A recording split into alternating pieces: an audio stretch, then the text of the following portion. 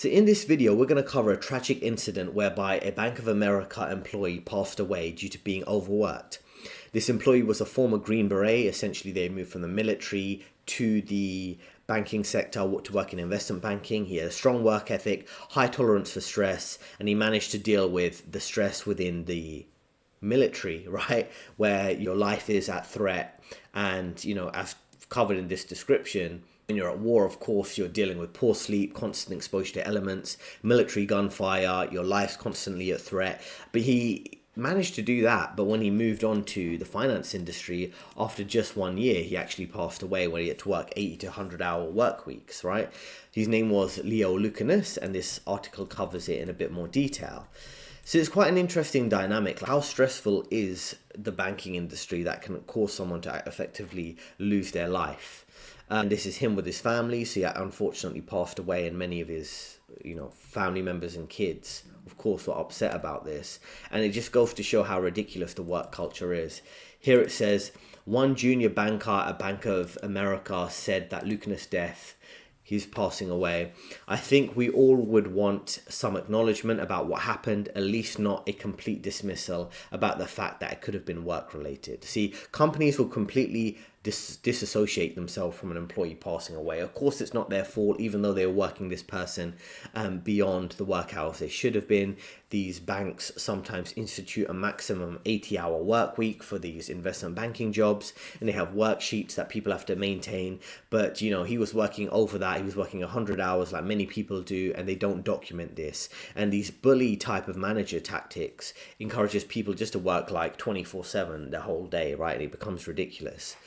And then it mentions here, people need to start having conversations about how to make junior bankers' work life better, because it's been long overdue and the work hours have gone significantly worse. So it really does mention, a lot of detail how bad the work environment is. Insiders were speaking to the Daily Mail and different journalists anonymously saying the work hours are grueling, and that, when other employees left, there was extra work for the current employees, so they were just completely overworked doing their own work, and other people's work people who have left.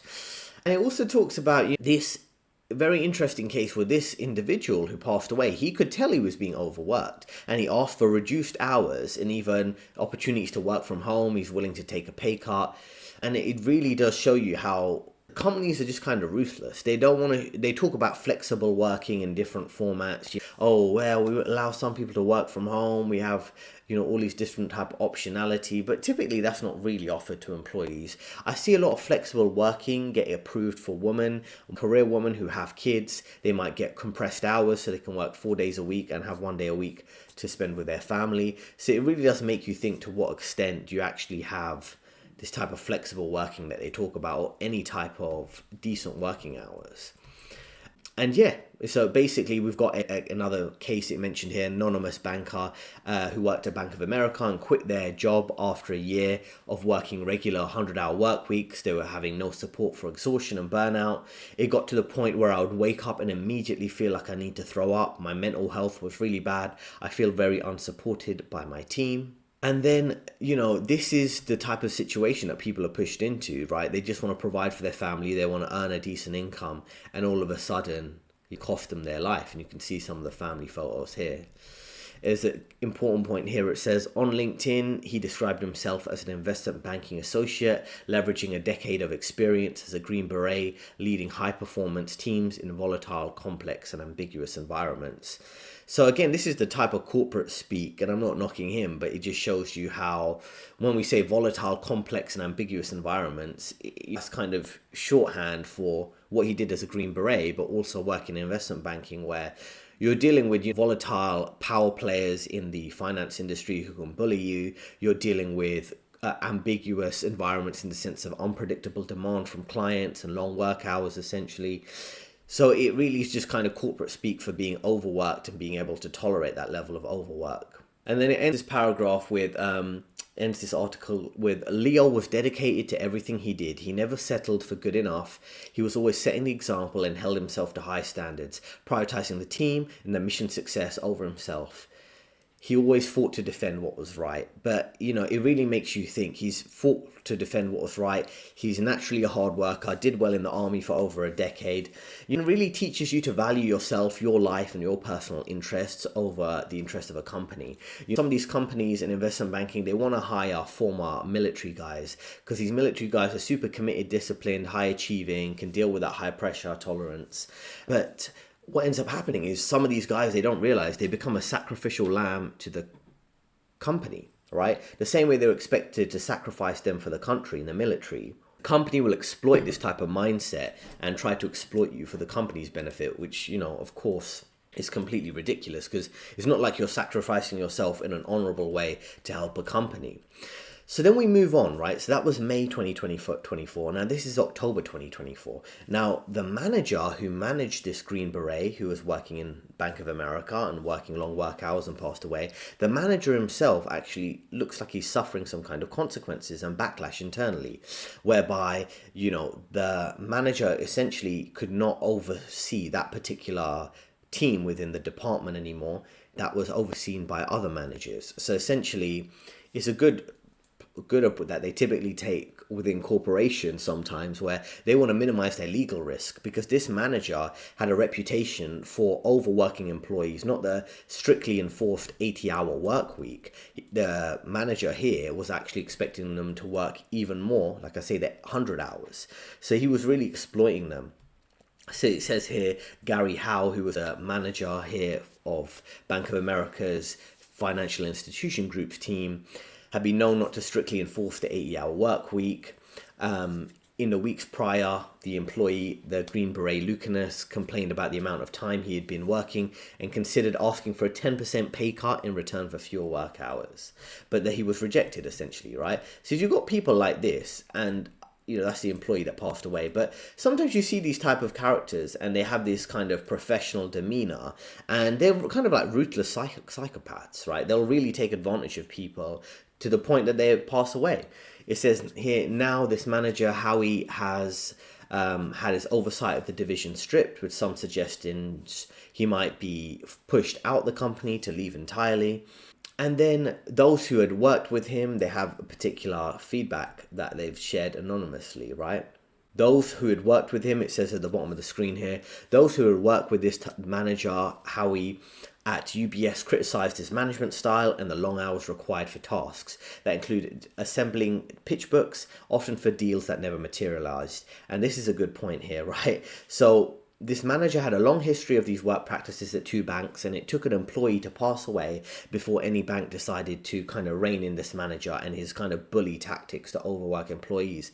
And the key point there around when he was working at UBS, he would overwork employees, give them long hours to assemble pitch books, often for deals that never materialized, which basically means he made them do a lot of work and research for client deals that never actually materialized. They didn't realize...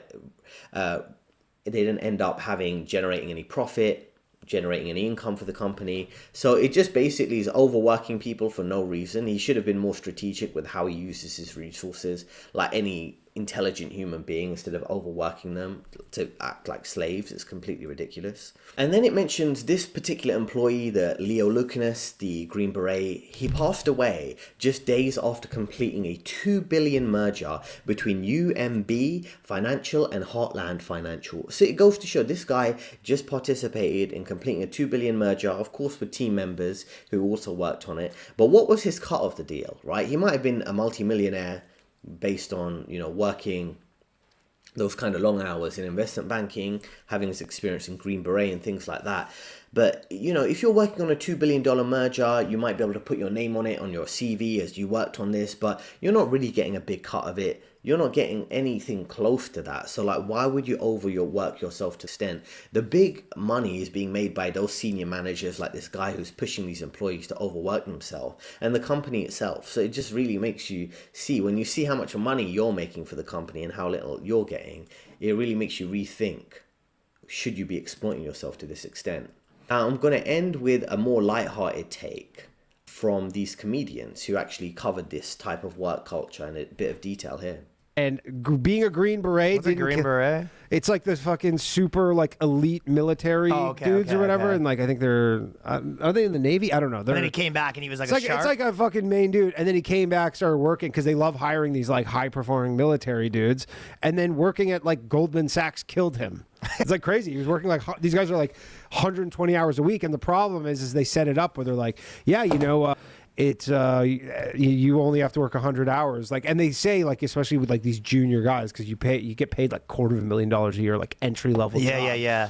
So competitive where they're like everybody's like, well, I'm like, you know, I live here, like I don't even go home. This pussy only worked 95 hours last week. Yeah. Come on, grow a fucking. I mean, I see it all the time. Like if you ever pay attention wherever you live, like a lot of times you'll notice like you'll come home after shows at like 1 a.m. or some shit, and the guy walks in like a suit. I know, yeah. And you're like, that guy's just like coming from work. And he's going back at 7. Yeah, he'll be back at 7 and he showed up like when we're done stand up. There has to be some component of it where if they're sleeping 4 hours a night, they're not that good at their... Well, the problem is, yes, but like someone else is doing it and you know, they're all fucking on amphetamines, Adderall. That you forget about that part. Like this is honestly like the business equivalent of athletics. Like professional athletics. Yeah. You'd be in shape. You're like in the major leagues of finance, I guess. And so people treat it like, you know, you're like, yeah, Kobe Bryant used to wake up at 4 a.m. and go put up 5,000 shots. You're like, you can do it or don't do it. I don't know. Yes. Well, this guy died doing what he loved, which is leveraged option trading. Actuarial tables. So, you know, they're taking a lighted approach here. These are comedians. So just hopefully no one gets offended there, right? But it really does mention how, you know, these employees are actually abusing, you know, big pharma substances, right? Adderall, things like that. And it reminds me of when I was at university, London School of Economics, and there was a bit of a culture with some students to do kind of study drugs like Adderall and things like that. So a lot of these people who are working these jobs, they're coming from that type of background, not this guy particularly, but, you know, other people who come from maybe top universities where they already might be abusing substances to concentrate through long work hours. So it really does make you think about the type of culture that they do have in these banking environments and a lot of these other high performance environments. And he mentions how competitive it is, right? So you might be told you should only work 80 hours, but if it takes you 100 hours, you're just going to do that each week. And then you've got other employees who might be willing to outwork you. So you're dealing with all this competition and pressure, right? And the other thing I want to say is that all these corporations, they talk big about work-life balance, have all these meetings throughout the year about mental health and caring about employees, but they don't actually practice it. Everything's about show. So I hope you found that helpful and got a useful, insightful, realistic about what it's like to work in high-pressure investment banking roles.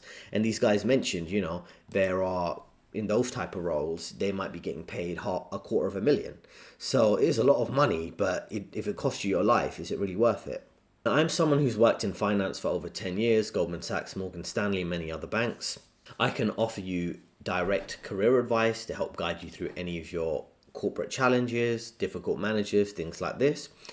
If you want to speak with me, there is a link in the description. I'll be happy to help you. And let me know your thoughts in the comments section. What do you think about this scenario? Do you think the Green Beret maybe should have quit? It was a very difficult scenario for him. I guess he had family members who were depending on him. And he was only 1 year into the job, so maybe he didn't have enough experience to really determine whether he could make the jump to another job, you know? So that's very interesting. 2 recommended videos on your screen right now, and I'll see you next time.